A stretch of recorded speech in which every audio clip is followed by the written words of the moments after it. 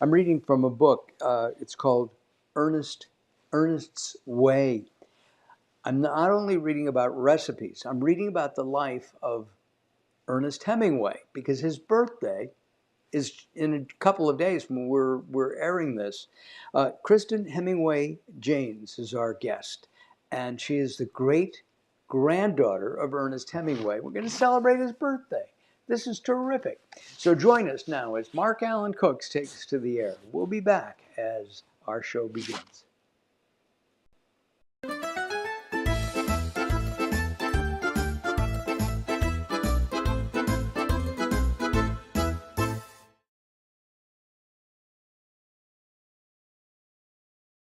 This is a really terrific book, and we'll find out more about that as we bring in our guests.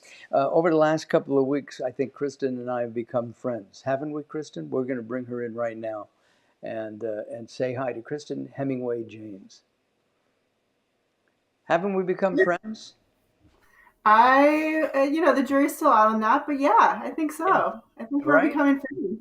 We Yeah. have, and our mutual friend Tom Martin introduced us, and Tom is a great guy, and we appreciate everything he does for us. Anyway, Kristen, let's just briefly, how are you, Ernest Hemingway's granddaughter? I'm his great granddaughter. Great So, granddaughter is what I meant. yeah. So Yeah, his youngest son, Gregory, is my grandfather. And Lorian, who's also a writer, is my mother. got it. And do you think that writing is in the genes?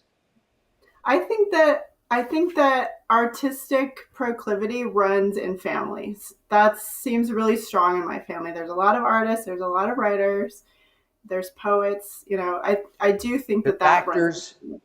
Creativity. What? Yeah, you've got actors Actors, too, actors, yes, of course. right? I think you know, that artistic sensibility runs in families. Well, Ernest and I have one thing in common in that we're both July babies and we're both moon children or cancers. My birthday we celebrated last week here on Mark Alyn Cooks, and thank you all for joining us on that show with Heidi Levy, one of our oldest friends. We're going to start by taking a look at what um, Papa's Pilar sent us. I can't believe this. And I think we have three different rums. And we're going to do a little tasting. We're going to make Papa's daiquiri. And then we're also going to make his scampi. So, um, uh, good. Let's go back and do that again, Carol, and take off our lower thirds. Oh yeah, I was blocking Yeah. the room.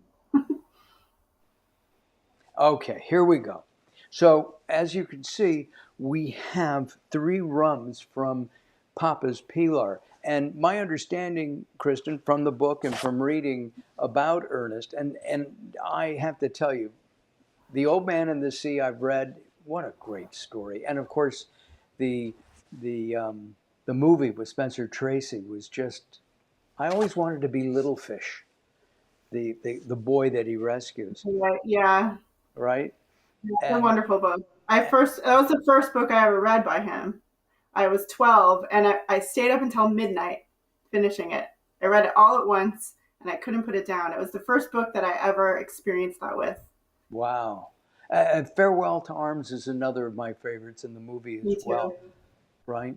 Well, and we have to thank, I think, Trisha at, Trisha Constable, yes, she is the head lady in charge at Papa's Pilar, and she is a wonderful, amazing woman. And yes, she provided us with 3 bottles of the delicious Papa's Pilar rum, well, three we're going to, different types. yeah, three different types. So we're going to try them. And Carol, if you could bring up the label that's on each of these bottles, it actually has the other one. And that's okay. That's a great one. And we have uh,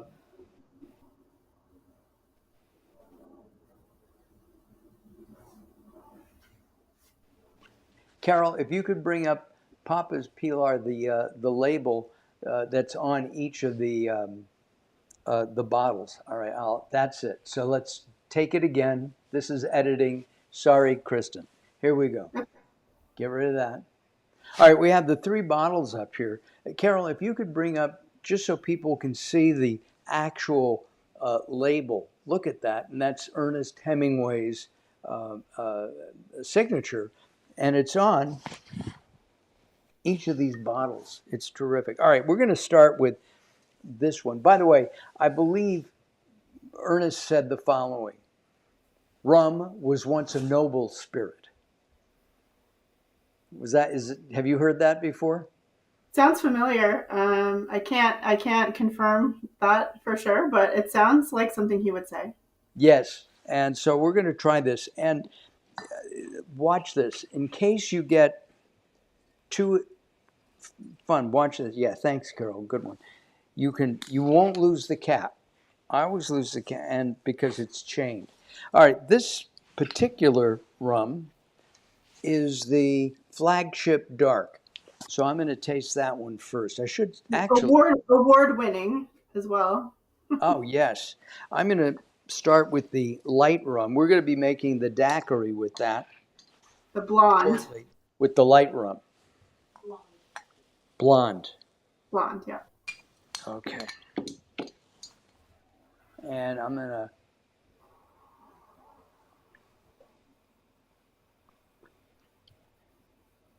That's nice. Mm-hmm. Now, I'm not a sweet drink person. And this is really, it's quite nice. All right, so we've got that. I'm going to leave that there. I'm going to get another. We are recording this show in the middle of the day, and I don't want to drink all of them. I'm going to try this next one.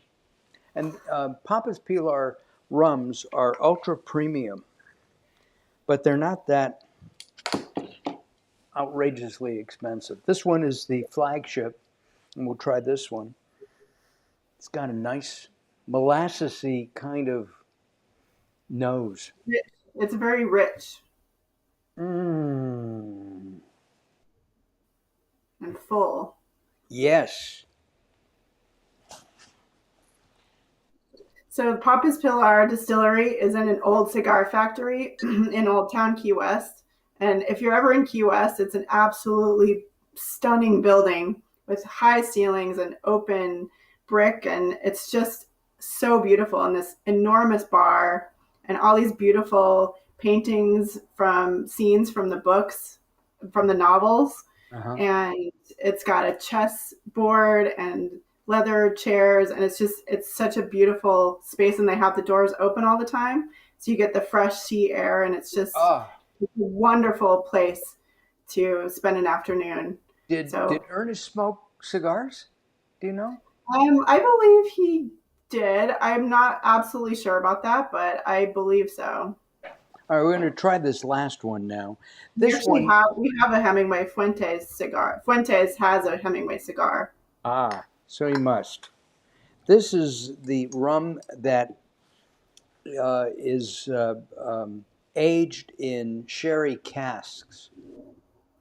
Now I can smell that molassesy, but there's a sweetness to it. And if you go to the distillery, you can actually take a tour, and you can see the big casks that they use, and they'll explain the whole process, because everything is made on site. These are all really nice.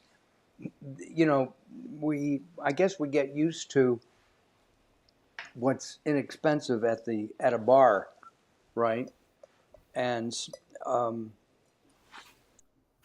those are not like these. These have really nice flavors. Now I'm going to put these away so that we can. You're going to use the blonde for the daiquiri, right? Yeah, I got to have room for the daiquiri. Gotta try that. Now, this is something that's very easy to make.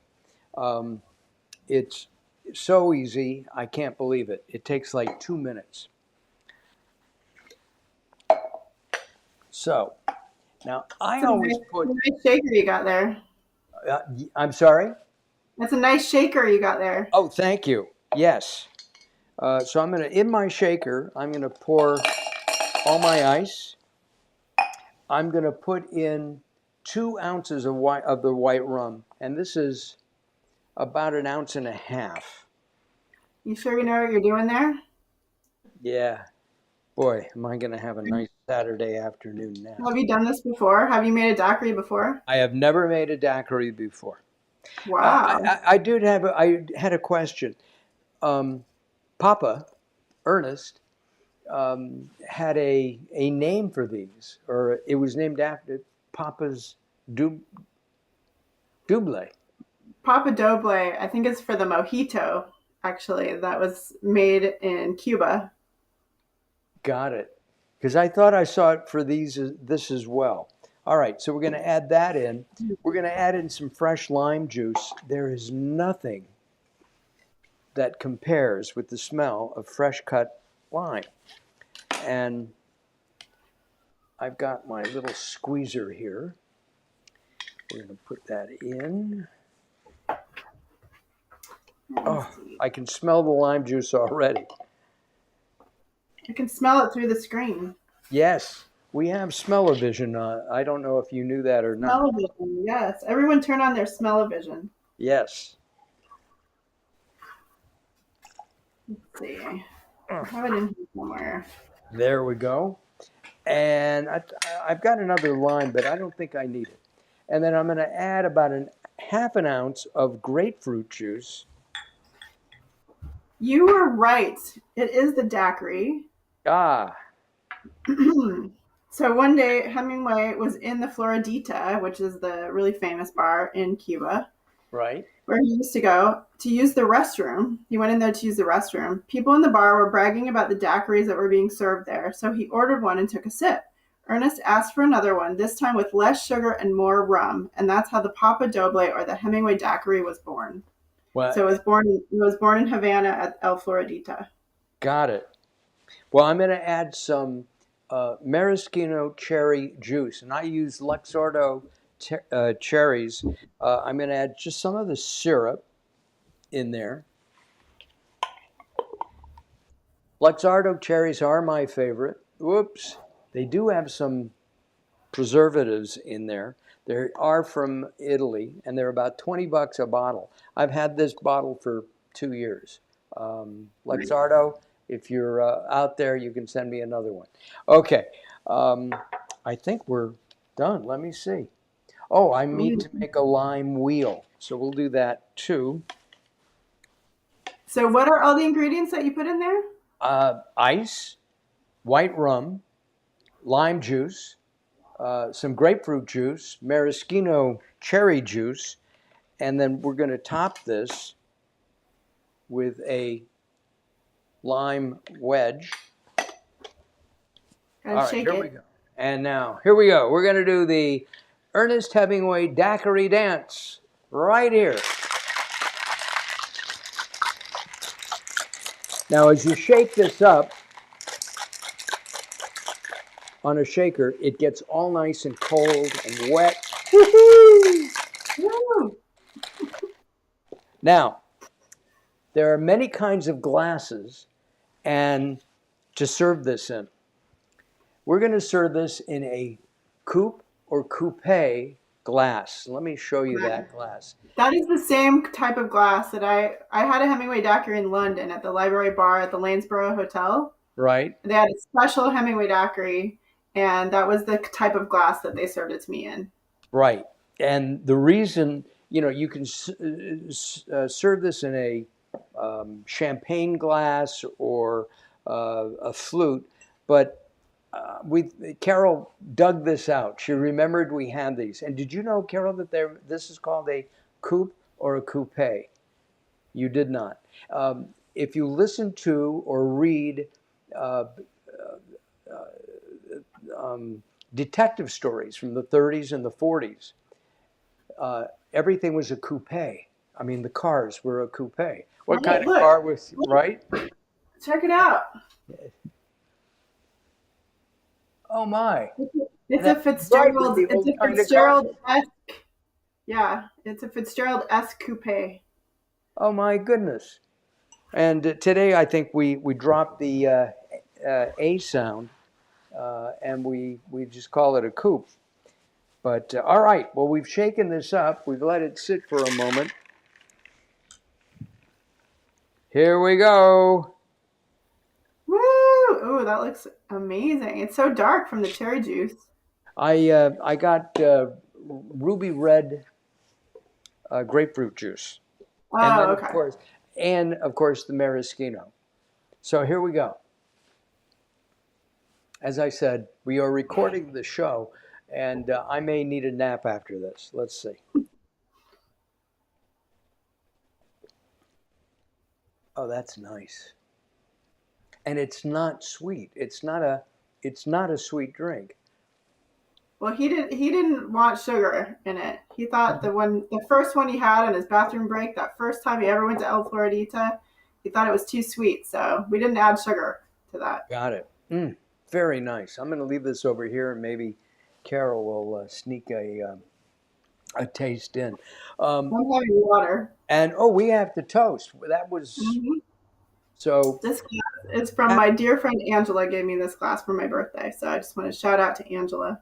Okay, Angela, thank you for the glass.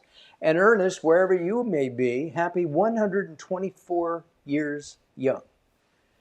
Happy Wow. birthday, Ernest. Yeah, happy birthday. Well, should we Belated. say Grandpa? I call him Ernest when I refer to him, but I've imagined having many conversations with him about different subjects, and I'm not really sure what I would call him. It would definitely not be Ernest. No. Do, and his nickname was Papa, Yeah. Yeah, I right? don't know what I would call him. I don't know. Not really sure. You have to think about that when you come back and we'll do another show. Okay, hold on. I'm just going to move over here. I'm cleaning my area away just a tad because now we're going to make shrimp scampi. And I love scampi. I found some beautiful shrimp. I'm going to show you those in just a second.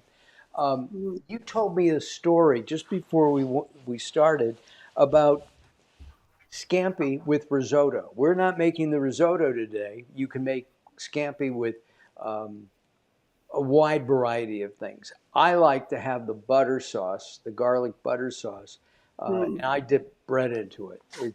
And particularly, I think sourdough goes very, very well. And mm. this is a dish that anybody can make. It is very simple. And I'm going to start over here real quick. I'm going to start by putting the butter. You need a stick of butter, and we'll start melting that up.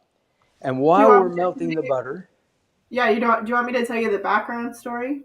yeah, So, in April of 1954, Ernest and Mary, his fourth wife, returned to Venice after they went to Africa and they were in two consecutive plane crashes there.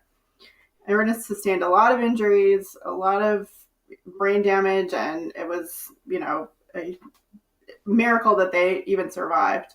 He actually butted the door of the second plane open with his head to escape because they could fit out the other people in the plane could fit out the window, but he was too big to fit out the window, bulky man that he was, and so he actually head-butted his way out of the second plane.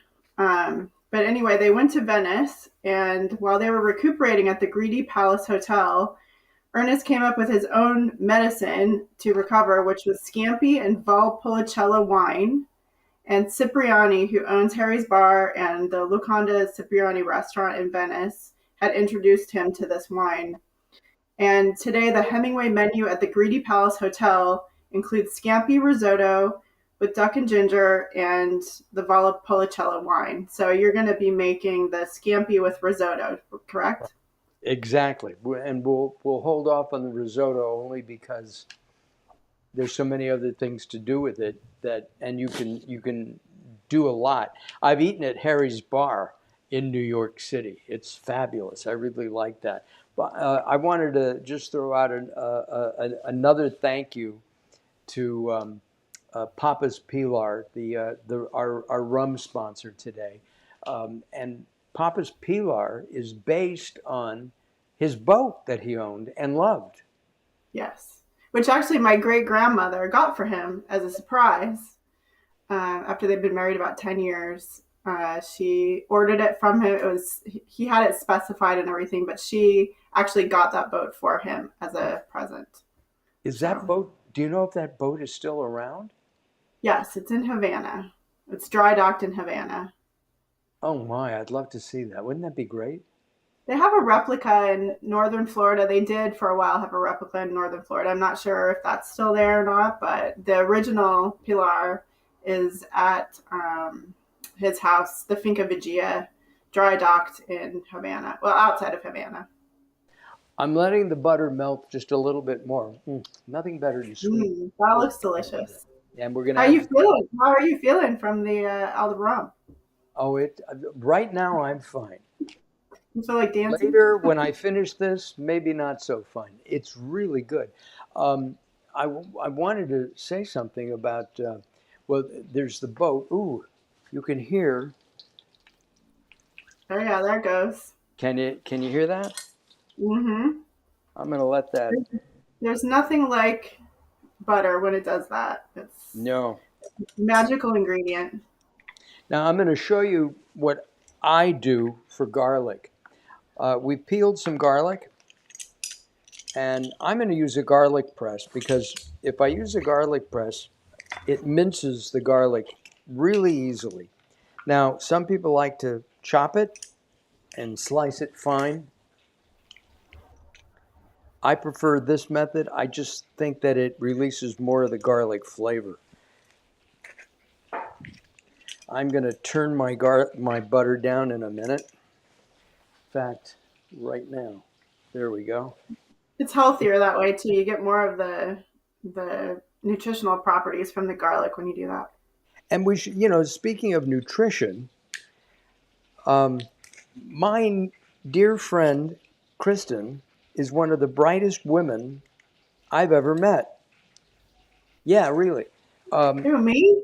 you, you. She Well, is. thank you.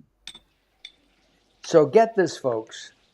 She's a writer. She writes for um, an environmental publication. Eco She Watch, yeah. and what's the name again? Eco Watch. Eco Watch. Okay, so you're watching for us. That's good. Mm-hmm. Eagle Eye. And she is a environmental lawyer. You went to school at University of Oregon, I believe, for that. Yeah. Mm-hmm. So, as I said, one of the smartest women ever. Okay, now I'm stirring in the garlic. Oh, that Butter looks is foaming. amazing. We're going to let that dissipate a little bit, and we're going to let that cook for just a moment. In the meantime, I'm going to show you the shrimp I found. Nice. Now, scampi Those are shrimp should be picked. beautiful. Yeah, these are still raw. And Whole Foods had a sale on these. I don't normally buy farm farmed fish of any kind. However, Whole Foods says their fish and seafood, when it is farm raised, is sustainable, and they don't use any junk like antibiotics and things like that. These are beautiful shrimp. I peeled them earlier. They they they look delicious already. They do. And So are scampi just jumbo shrimp? I'm sorry. Are scampi just jumbo shrimp? Like huge shrimp? Um, you can actually make it with a smaller shrimp. I think scampi is more of a style of cooking. It's Okay. and I've made it. Carol doesn't like it like this, so we don't do that. I've added white wine to the sauce. I've added sherry to the sauce. I really like it with a touch of sherry. And in fact, it just hit me. One of the light rum would be perfect in this Mm. dish. It would give it a real Wow. nice, That sounds nice good. Yeah. taste. Now, if you can see, through the foam. The garlic is not quite cooked, but it's getting there. Looks delicious already. Oh, Butter and garlic can't go wrong. yes. I wish you could smell this. It smells We've got amazing. smell-o-vision. What are you talking about? I can smell it just fine. That's yes, you can. Okay. The garlic is going to turn a golden brown, and as it turns that golden brown, we'll know that it's ready. The butter foamed up, and It it is did that. quite foamy. Yeah,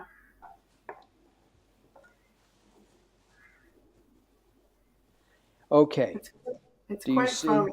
I'm gonna through the foam. I'm gonna bring some of the garlic over here, Mm. and you can see that the garlic is turning a nice brown.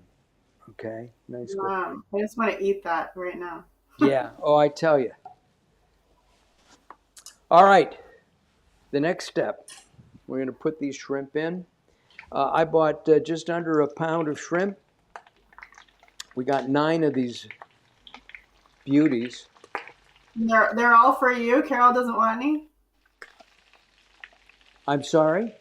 They're all for you. Carol doesn't want any. No, no, no, no. Carol will eat her share. And maybe my share. You'll be passed out anyway. Okay. Now the shrimp should cook for about 2 to 3, maybe 4 minutes. They're cooking pretty quickly. You know when your shrimp are done when they turn pink. So we're going to let it. Yeah, I remember when I was growing up in the Florida Keys, we lived on this little island about 28 miles north of Key West, and we used to get fresh shrimp right across the road. We'd just walk across the road to Dolphin Marina and get fresh shrimp over there, and I never had anything like that in my life since then. Yeah, most shrimp in the United States, unless you're there, and Gulf shrimp, if you're like in New Orleans or Galveston, Texas, most of the shrimp in this country are frozen, and they're frozen on board the shrimp on the shrimp boats. Mm-hmm. Wow, that cooks so fast. Yeah, it cooks very quickly. One of these, I'm going to let it cook a little bit longer, and then I'm going to turn this one over a little bit more. And I'm going to turn the heat up just a bit. Don't want to Let's make it talk. tough. I can't wait. So we're gonna try that in just a second or two. Cristen, during the week, you are an environmental writer. Tell us what you're writing about this week. Anything that we should know about? Well, actually, I'm about to do a feature piece on a kelp food company that makes kelp burgers, and they started out making kelp jerky, and now they have focused on the kelp burgers. So it's called Akua, Akua, and it's an amazing little company, and they're really branching out, and it's available, I think, in Whole Foods and different stores, and you can order online. But I'm doing a feature piece about them because kelp, raising kelp is a sustainable practice as well, Sure. and it contributes less much minus 300. If you eat kelp burgers for a year, you're going to be contributing minus 300 carbon emissions as compared to plus 600, I believe, if you eat beef, for instance, for the same amount of meals. And So it's really sustainable, and it's good for the environment. I write a lot about climate change. I write a lot about animals. I write about endangered animal species. I write about extreme weather, all kinds of environmental related stuff. not to get political, but is there climate change? Yes, absolutely. Yes. Scientists, have confirmed many times now that climate change is a real thing. It is happening. We've already breached 1.5 degrees Celsius above pre-industrial levels, which was the threshold that was agreed upon for the Paris Agreement, that we were going to try to keep the world below that threshold so that the most extreme consequences of climate change don't happen. And we've already started to breach that. So it's definitely a real thing, and as much as we can do as individuals does matter. So, yeah, no question. Wow. Okay, it's time. It's time for the I was. scampi. Oh, It is. And normally I would take this sauce here and dunk bread in it, which is what what do you we'll mean do. normally? What are you talking about? Why are you not doing that? Only because I forgot to take the bread out. Oh, well, you're gonna have to pour it over the scampi. You can't waste that beautiful sauce. You're right. Let's do that. It's I'm like the gonna. best part. I mean, you have to live this for me. I can't. I have smell-o-vision, but I don't have taste-o-vision. Got it. Ooh, taste of vision. I I wonder if that could be patented. Okay, here we go. I've got a single shrimp out here. Um, be careful when you're cooking your shrimp not to overcook it. You know Yeah. it's done when it's like this, white. Oh my gosh, that looks beautiful. All right, here we go. Now I'm going to wait a second or two because I don't like burning my mouth. I'm a big baby. So, Well, it doesn't taste as good if you burn your mouth first. no. Oh, You talk, I'm going to eat. oh my gosh. I really can like feel Mm, the the pleasure that you're feeling tasting this right now. oh my. You Is it know just what? hitting? Is it hitting all of those subtle like sensors in your tongue? I mean, it's just Every one one of those twice. dishes. Yeah. So Mm, imagine that with risotto in Venice with a very, very cold. Ernest really liked his beverages very, very cold. A very, very cold bottle of Valpolicella wine sitting in Venice and eating that that would in be. 1954. Mm. You know what would be nice with this, I think? I was going to say, try the daiquiri and see how it complements it. Yeah. You're like, I want another bite of shrimp. I do. Mm. All Oh my right. gosh. What a refreshing meal on a summer afternoon. No, really, it's an easy meal. It's right now Whole Foods as we record this. I think this was if you're a Prime member on Amazon, it was less than $11 a pound. Wow. That's Yeah, good. these large, beautiful, sustainably raised shrimp. The book, of course, is Ernest's Way. It's a wonderful book. It talks about the history of one of the greatest writers of the 20th century. I mean, The Old Man and the Sea, Farewell to Arms. Those are two of my favorites. And many short stories. He was a journalist. He volunteered, I think he was a medic, uh, Yeah, he World was War a medic One. in Italy in World War One. Yeah, and then he also, was covering the Spanish Civil War as well. It's amazing. I always got the feeling that he was anti-war after Oh Farewell. yeah, absolutely. Yeah, I don't think he was pro-war. Just because he was covering wars and he wanted to be there and see what was going on doesn't mean he was pro-war. He was very anti-fascist. He was on the side of the revolutionaries in the Spanish Civil War, on the side of the people. So yeah. So, will you come back sometime soon? Maybe we'll meet up sometime in person. Yeah, let's cook I, something together so that I yeah, can we not record. only tell you what to do, but I can taste it. Yes, exactly, exactly. I'd love to have you come back. Um, Next week we have a special program with a James Beard winning chef. He is uh, based in Connecticut, and he comes to us from our friend Tom Martin as well. His name is Chef Michel, and we'll be talking with him next week here on Mark Alyn Cooks Your Dinner. Again, a couple of thank yous. Uh, Teresa, am I getting that right? I think it was, hold on. Trisha, Trisha, Trisha. Trisha. Trisha, I apologize. Mr. Constable. Trish, you know, go to papaspilar.com. You can order the rums and see about the history of these wonderful, ultra premium, not overly expensive drinks. And I think you'll enjoy them. And thank you so much. I really, really appreciate it. Hold on just for a moment as we wrap up our show. I'm Mark Alyn. Carol, as always, thank you very much. We'll see you next time. Bye bye for now.